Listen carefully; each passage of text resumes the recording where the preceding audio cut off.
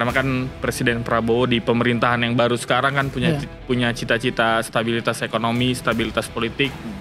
Bicara soal Bahlil nih. Gini, gue pribadi ya, sebenarnya sangat bersepakat dengan apa yang dilakukan oleh UI dengan menangguhkan gelar Dr. Bahlil. Kenapa? Bukan ngelihat dari internal Golkarnya sebenarnya, tapi gue ngelihat bahwasannya ada satu titik ini menjadi satu kecemasan buat Bahlil. Ini kan ya kalau tadi kita udah bicara Jokowismen, ini kan Jokowismen berikutnya. Jokowismen juga. Jokowismen sangat Jokowi banget lah dari 2014. Ini sangat naif kalau menurut gue. Budi Ari tidak terlibat. Cuman ya balik lagi seperti apa yang lo bilang. Ini tinggal bagaimana pihak kepolisian membongkar soal judi online ini. Nggak berani, sekali lagi ya, kita nggak berani guys buat ngomong bahwasannya Jokowi itu gelandangan politik tuh enggak. Tapi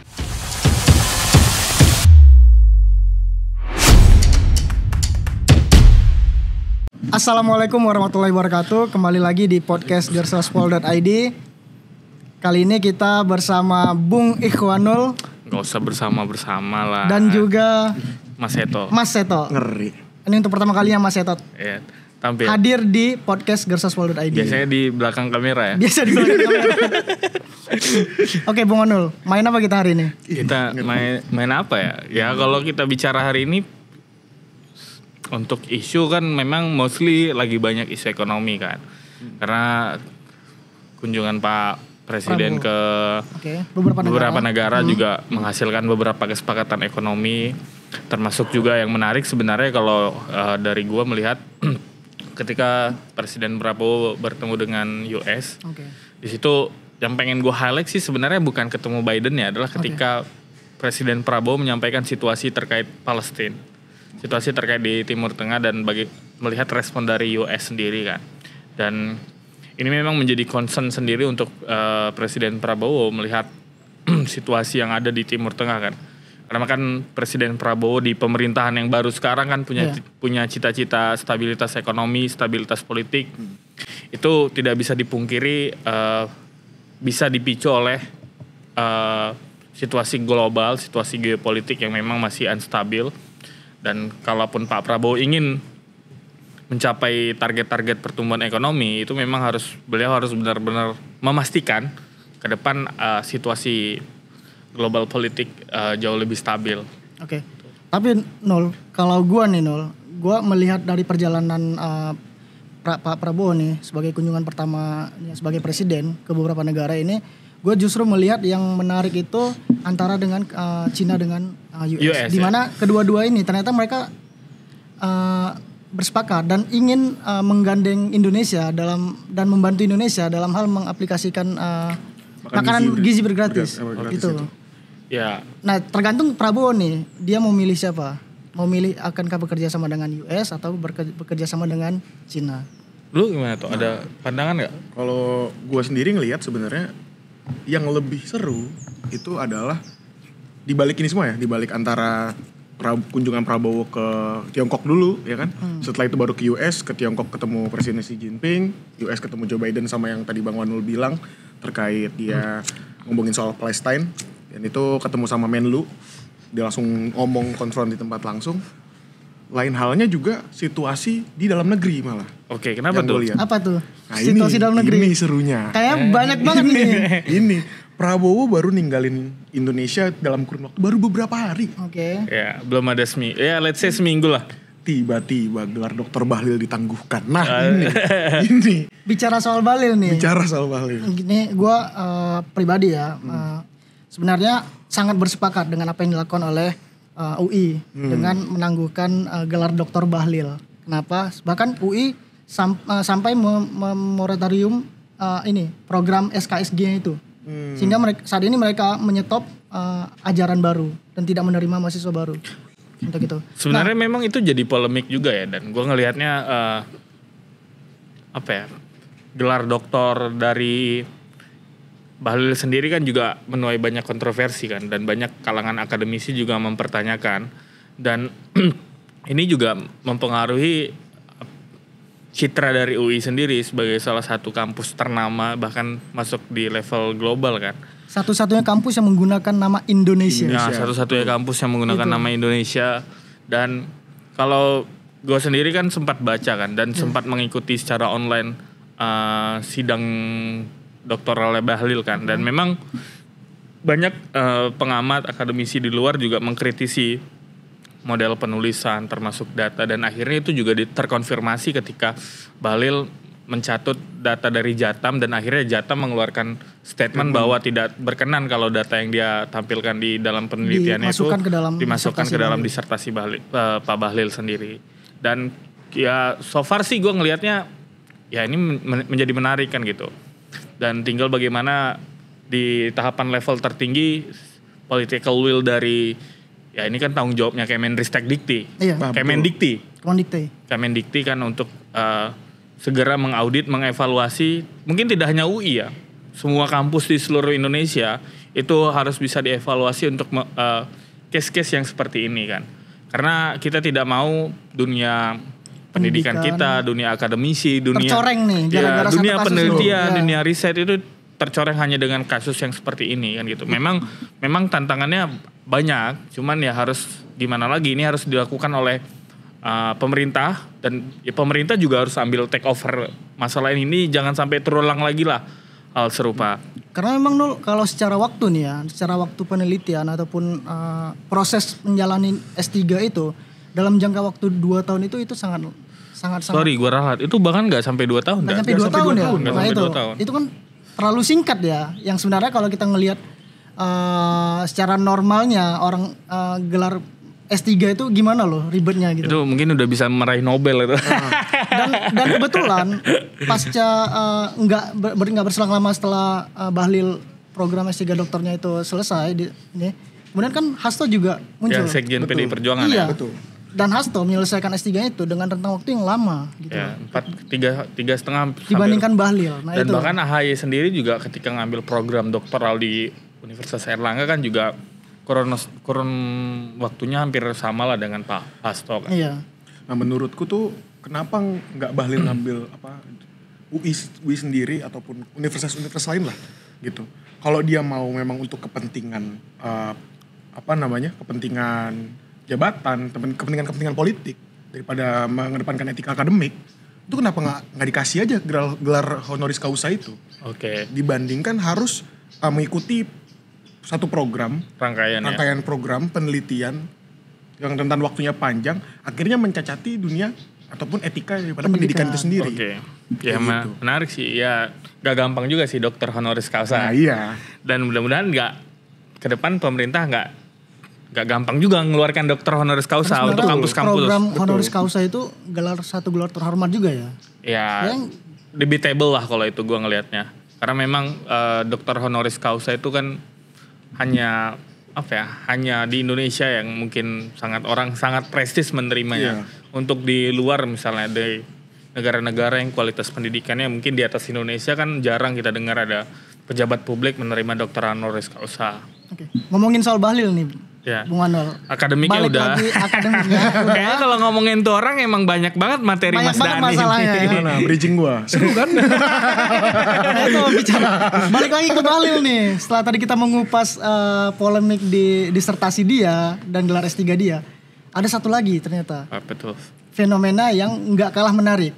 Di internal Golkar ternyata dia juga lagi sedang digoyang. Ya. Dan itu terbukti. Masuknya perkara gugatan dari salah satu kader Golkar Jawa Timur itu ke PT UN yang mengatakan bahwasanya Munas kemarin di bulan Agustus itu tidak sah karena tidak sesuai dengan ADART. Nah itu gimana pendapat Mono? Tapi gini sebelum ada gugatan itu, kalau lu baca lagi ke belakang, ternyata Golkar Bali kan, gue coba tracking datanya juga sempat melakukan gugatan hal yang serupa terhadap kepengurusan atau terhadap Munas bahkan. Sebelum Golkar Jatim ini ya? Sebelum Golkar Jatim.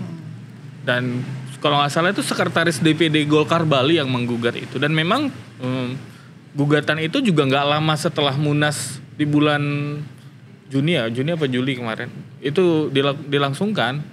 Agustus. Di bulan Agustus kemarin dilangsungkan. Itu sudah ada gugatan sebenarnya, dan ini memang kalau kita ngelihatnya, misalnya kalau kita ngelihat historical Golkar kan ya ini partai kan emang sudah sangat senior kan. Sudah sangat senior, sudah sangat mapan. Jadi hal-hal yang kayak gitu mungkin dianggap sebagai bumbu-bumbu. Cuman kita patut menunggu sebenarnya ke depan seperti apa ini nanti. Apakah memang PT UN ini ke PT UN kan? Apakah nanti akan dikabulkan permohonannya? Kita menunggu sebenarnya. Cuman kalau kita lihat gestur, kalau kita lihat polemik ini, bahkan Golkar sendiri pernah menghadapi masalah yang jauh lebih besar daripada dan lebih rumit ya. Dan lebih rumit daripada hanya gugatan di PT UN. Cuman ini bisa jadi pintu masuk. Oke. Tapi Nol, lo ada mencium gelagat ini tuh Bahlil digoyang itu karena gagal memasukkan Jokowi dan Gibran ke Partai Golkar. Gimana tuh? Ngeri juga. Karena kan kemarin sempat terdengar kabar tuh ketika Pak Jokowi dari Solo terbang ke Jakarta itu kan sempat terdengar desas-desus kalau Bahlil ini akan mengumumkan Jokowi masuk dalam Golkar gitu. Dan sebelumnya bridgingnya juga ada kan? Ada pengantar lah dari salah satu petinggi Partai Golkar dan petinggi Komisi 1 kan. Mas Dev juga mengatakan bahwa bakal ada kejutan. Bakal ada kejutan. Dan publik menilai ya mengarahnya ke situ. Mengarahnya akan mengumumkan Jokowi Widodo untuk bergabung ke Partai Golkar beserta anaknya. Ternyata kan nggak jadi tuh. Ternyata nggak jadi. Dan ini ya menurut gue sih ya kita nggak tahu kondisi internal di Partai Golkar seperti apa. Cuman kalau kita lihat dari kacamata kita, memang nggak gampang lah untuk bisa mengakomodir kepentingan Jokowi dan keluarga ke dalam Partai Golkar. Karena partai ini sendiri kan juga ya kita sama-sama tahu partai ini pemiliknya nggak ada. Artinya bukan nggak ada sih. Pemiliknya ini nggak bisa diklaim hanya milik satu orang. Dan tidak ada terah keluarga. Dan tidak pernah ada track record terah keluarga. Bahkan keluarga Soeharto sendiri pun juga akhirnya lengser. Tersingkirkan kan dari Partai Golkar. Dan memang karena partai ini ya kalau kita di dunia saham kan ini TBK ya. TBK. Perusahaan ini terbuka. Perusahaan terbuka. Siapa saja bisa. Siapa saja bisa ya. Bahkan lo punya uang? Ya. Silakan. Bahkan sekali Setia Novanto aja juga pernah di pimpinan Partai Golkar kan gitu. Kalau Seto gimana? Apa punya ada informasi lain nggak? Ada informasi lain nggak di internal Golkar? Di internal Golkar. Tapi kalau gue malah bukan ngelihat dari internal Golkarnya sebenarnya, tapi gue ngelihat bahwasannya ada satu titik ini menjadi satu kecemasan buat Bahlil. Kenapa tuh?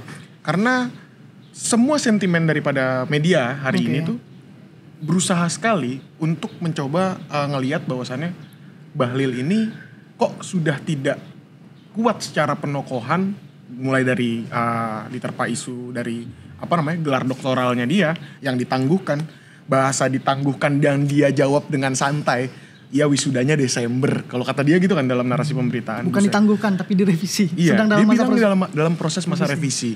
Padahal kita tahu secara KBBI ditangguhkan itu berarti dibekukan dalam waktu yang tidak dapat ditentukan. Itu bentuk ditangguhkan. Nah, mulai dari terpaan itu jawabannya sangat sederhana. Kemudian dideskripsikan dalam berita itu raut wajahnya yang sangat tidak gembira tentunya. Dan juga ditambah terpaan angin terkait masalah petun ini, PT UN ini. Gugatan petun ini. Dan menurut analisis gembel atau Anabel gitu ya. Ini dapat sebenarnya Bahlil kelihatan ketar-ketir kayak gitu. Ya, Bahlil kelihatan cukup kursi pimpinan Golkar ya. Dari kursi pimpinan Golkar, bahkan sebagai notabene yang dimana tadi kita lihat track record apa yang dijabarkan sama Bang Wanu, sebagai orangnya Jokowi pun dia sedang ketar-ketir per hari ini. Ya. Yang gue lihat. Tapi apa sih Nul pegangan Bahlil ini sampai dengan begitu ada dua fenomena ini sampai doa sampai Prabowo pun belum bisa menyingkirkan Bahlil gitu. Ya, gue sih nggak yakin ya. Maksudnya gue nggak yakin akan secepat itu kan gitu. Karena yang kita tahu kan Bahlil adalah Jokowisman banget. Benar. Dan gue ngelihat gestur gestur Bahlil hari ini mencoba mentransformasikan dirinya menjadi Prabowosman. Gitu. Jadi Prabowosman dengan apa yang hari ini dia punya, resource politik yang hari ini dia punya, dia sebagai Menteri SDM, dia sebagai Ketua Umum Golkar kan gitu. Dia mencoba untuk mentransformasi dirinya menjadi Prabowosman. Tapi kan identitas dia sebagai Jokowisman ini kan nggak bisa hilang dengan secepat itu kan. Nah makanya gue sih ngelihatnya ya mungkin kita melihatlah ke depan seperti apa gerakan politik yang coba dilakukan oleh Bahlil itu sendiri kan. Kalau kita lihat secara komposisi misalnya, hari ini jumlah kader Partai Golkar yang ada di kabinet itu kan banyak, lebih banyak bahkan daripada Partai Gerindra sendiri. Nah ini kan menunjukkan lebih dari 8 dan ini kan sebenarnya kalau kita lihat menunjukkan bahwa memang oke, kita nggak bisa pastikan apakah dari nama-nama yang ada di kabinet ini apakah semuanya menjadi faksi Bahlil atas rekomendasi DPP Partai Golkar atau memang ada beberapa orang dipilih langsung oleh Prabowo dan kebetulan kader Partai Golkar. Nah itu kan kita masih mencoba menganalisa lah dan melihat sejauh mana nanti. Cuman yang penting bagi Bahlil hari ini adalah ya gue selalu dimanapun gue ngomong gue selalu bilang Partai Golkar adalah penjaga pintu gerbangnya istana kan gitu. Jadi siapapun yang akan menjadi pimpinan, pucuk pimpinan Partai Golkar itu akan selalu harus bahkan dekat dengan istana. Dan ya kita lihatlah gimana nanti. Dan gue sih kalau melihat timeline ya maksudnya ini kuncinya ada di momentumnya ada di pilkada sih. Oke. Dari semua proses ini yang sedang berjalan misalnya PT-UN apa. Kalau Golkar bisa maksimal di pilkada, gua rasa sih akan sangat sulit untuk apa ya? Artinya hasil pilkada ini bakal menjadi salah satu variabel penilaian terhadap Bahlil. Bahkan tapi itu bukan menjadi variabel utama ya. Erlangga sendiri misalnya ketika berhasil naikin kursi Partai Golkar dari 85 ke 102 itu kan juga dalam tanda kutip kan juga akhirnya menyerahkan pucuk pimpinannya. Ya kalau kita bilang sukses, kurang sukses apa bos? Betul. 85 ke 102 dan itu menurut gue peningkatan yang sangat signifikan dari partai yang nggak punya, yang bahkan kadernya nggak ada di surat suara pilpres. Nah, ya. Dan suara pilkada Golkar tahun lalu juga hampir 60% nol. Iya, kemenangan Partai Golkar kalau kita lihat data kemenangan Partai Golkar di pilkada terakhir, pilkada serentak terakhir itu kan hampir 60%. 60% lah katakanlah seperti itu. Dan ini targetnya kalau gue baca sih 60% lagi. Oke. Di semua pilkada dan beberapa wilayah, kabupaten, beberapa provinsi misalnya juga menempatkan kader-kader Partai Golkar kan. Untuk provinsi misalnya di Banten itu ada Bu Airin kan kader Partai Golkar. Kemudian juga kalau kita lihat NTT juga kader Partai Golkar kan. Pak Melki Lakalena kan gitu. Kemudian kalau kita di Sumatera ada wakil gubernur Sumatera Utara, calon wakil gubernur Sumatera Utara juga kader Partai Golkar. Wakil gubernur Sumatera Selatan juga kader Partai Golkar. Kemudian Riau juga kader Partai Golkar calon gubernurnya. Kepri. Nah artinya memang ini wilayah-wilayah yang bisa menjadi kuncian juga kan gitu. Dan kita harus lihat bagaimana nanti hasil dari pilkada ini. Dan menurut gue sih kalau nanti hasilnya tidak sesuai dengan apa yang sudah disepakati oleh DPP Partai Golkar, menurut gue ini akan jadi evaluasi besar di internal Partai Golkar. Termasuk ke Bahlil itu sendiri. Ya jelas. Sebagai pimpinan.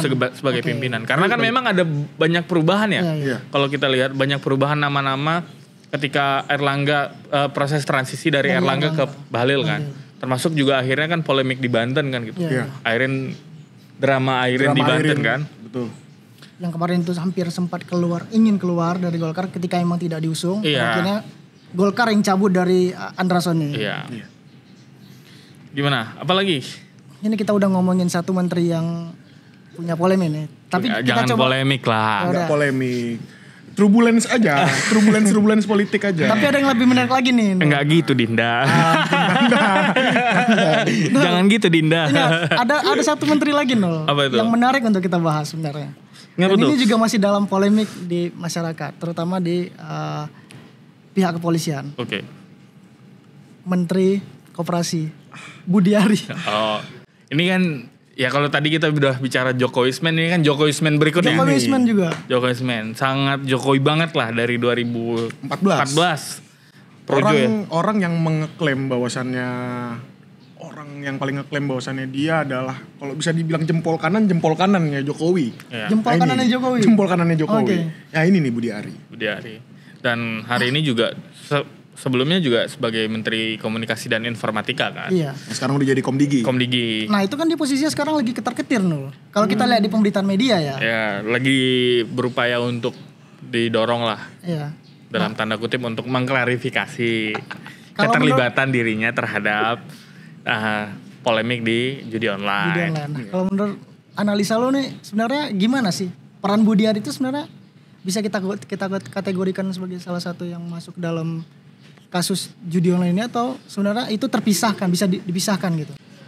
Ya kalau gue sih pada dasarnya prinsipnya melihat bahwa ini tuh harus kita serahkan proses penyelidikannya lebih dalam kepada pihak kepolisian sejauh mana keterlibatannya, dan gue sih berharap dan ini juga keras ya, Presiden Prabowo juga keras untuk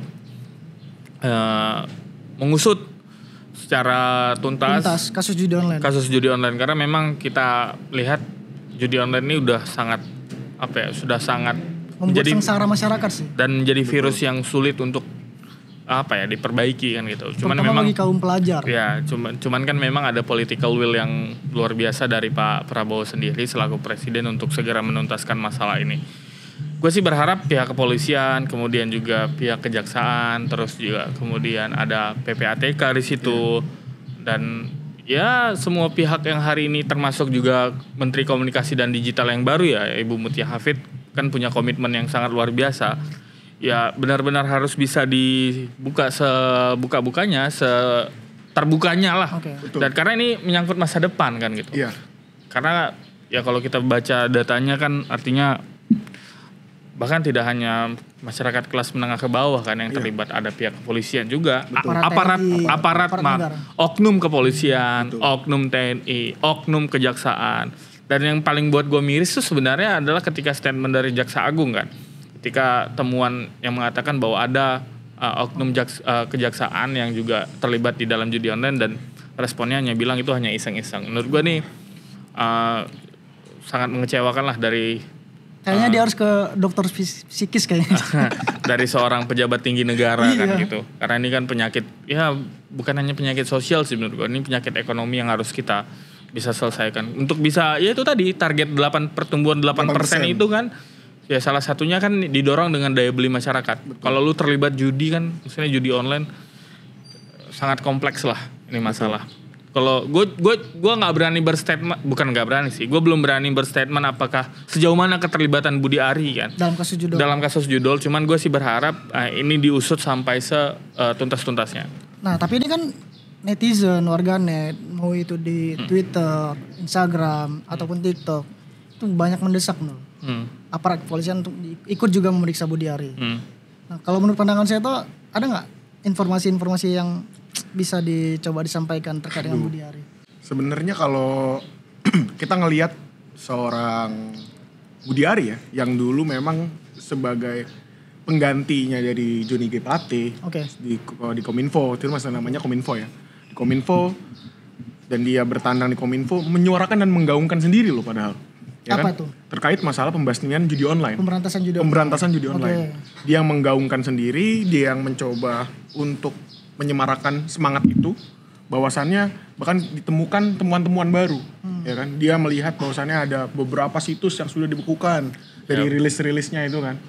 Kemudian awal jadi jumlahnya puluhan, kemudian jadi ratusan. Kemudian dihadirkan kan, kita sekarang disajikan sama satu polemik yang seperti ini nih bentuknya. Nah, ini kan sebenarnya jadi apa ya? Jadi paradoks kayak gitu. Kalau memang ternyata ada keterlibatan dia, berarti apa yang telah dia gaungkan sebelum-sebelumnya ini menjadi sebuah kebohongan publik lah. Kebohongan publik kayak gitu. Namun ya balik lagi apa yang disampaikan sama Bang Wandul, kita serahkan semuanya kepada pihak-pihak berwajib untuk mengusut kasusnya, dan memang perlu transparansi sih kasus ini daripada kasus ini. Ya, publik juga harus tahu sejauh apa eskalasi daripada kasus ini, sudah sampai mana kayak gitu. Karena kalau kita lihat kerusakannya ini dampaknya bukan dari tahun ke tahun, tapi penyebabnya ini bisa sampai ke generasi emas 2045, kemudian balik lagi kepada pertumbuhan ekonomi 8%. Sudah banyak lah, kita dari kemarin ini kan lambat sekali ya pertumbuhan ekonomi kita, bisa dibilang seperti itu. Jangan sampai hal-hal kayak gini juga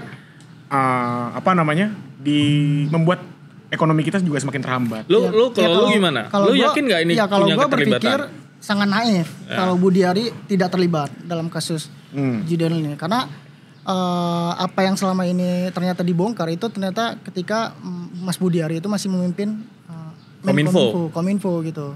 Nggak mungkin dia sebagai pimpinan tertinggi di Kominfo gitu loh. Dan ternyata ada bawahannya yang ternyata yang seharusnya memblokir situs judi online ini, tapi ternyata mengambil kesempatan untuk memperkaya diri sendiri gitu. Apalagi itu kan menjadi concern Presiden Jokowi juga kan sebelumnya. Nggak mungkin selevel, lu meyakini bahwa nggak mungkin selevel menteri nggak tahu deh ada. Nggak mungkin, karena apapun kebijakan itu dari dia. Pucuk kebijakan itu keluar itu berdasarkan hasil dari apa yang diinginkan oleh seorang menteri gitu loh. Jadi sangat naif kalau menurut gua Budi Ari tidak terlibat. Cuman ya balik lagi seperti apa yang lo bilang, ini tinggal bagaimana pihak kepolisian membongkar soal judi online ini.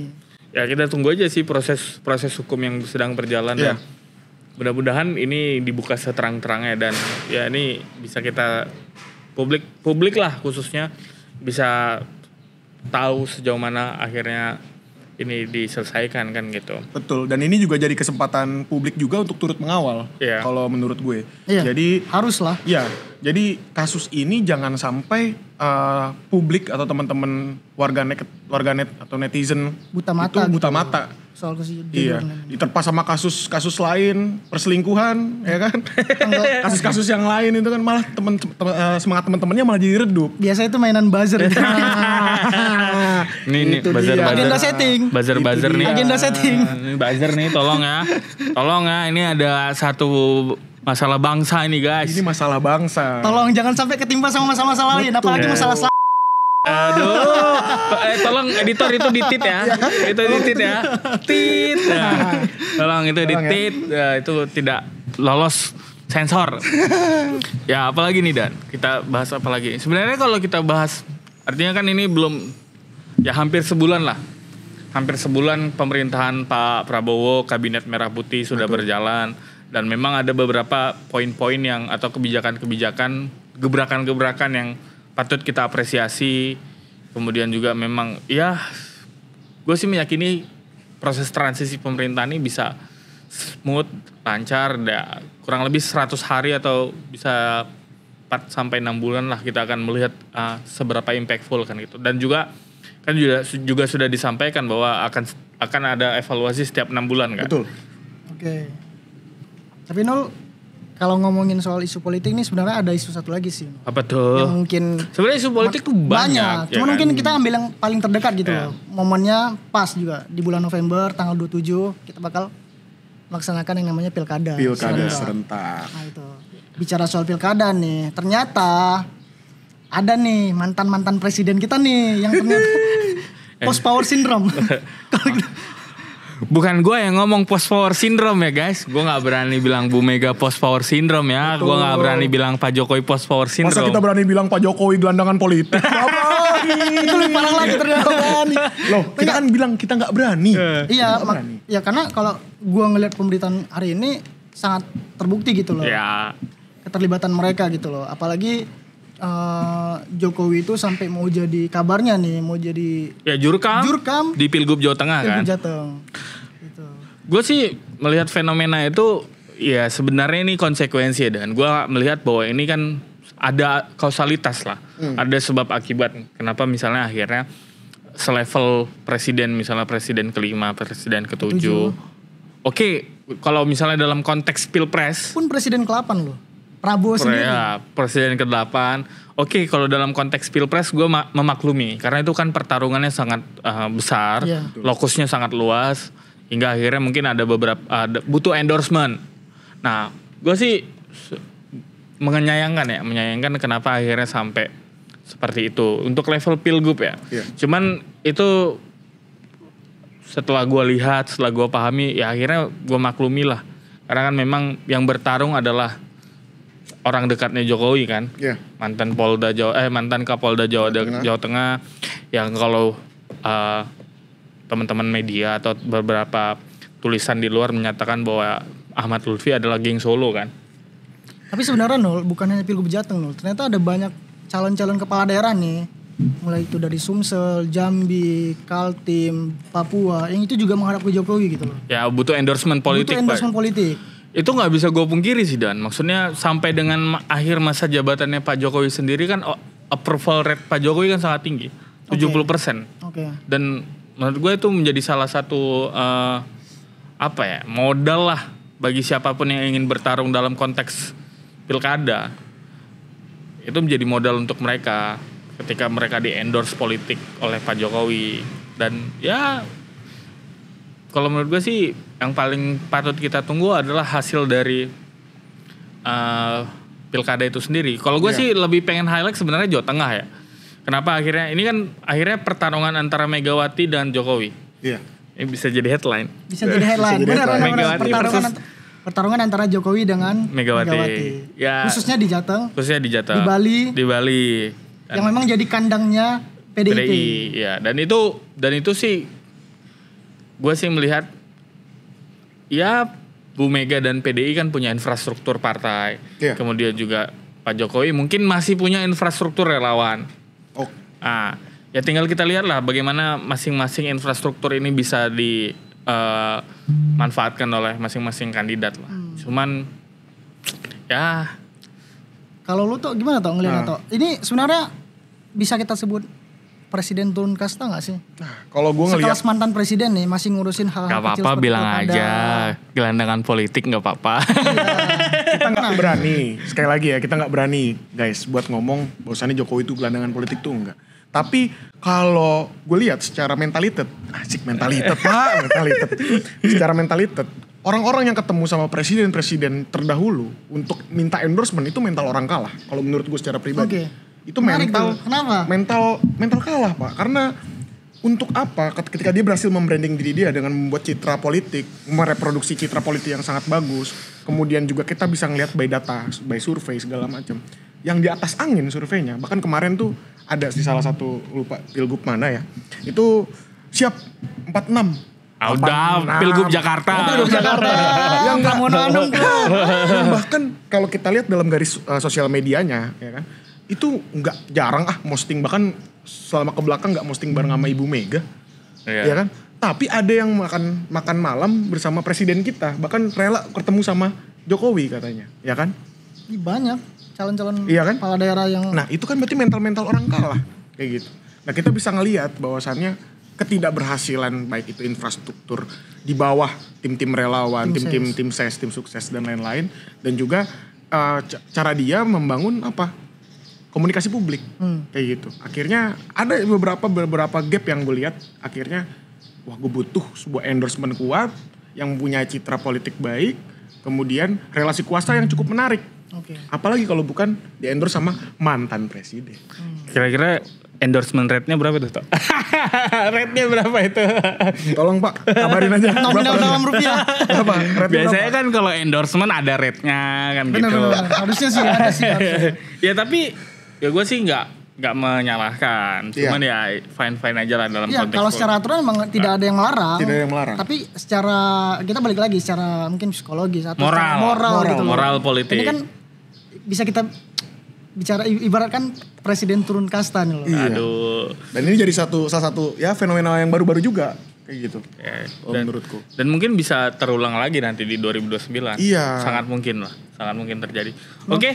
Kayaknya udah di kode untuk closing.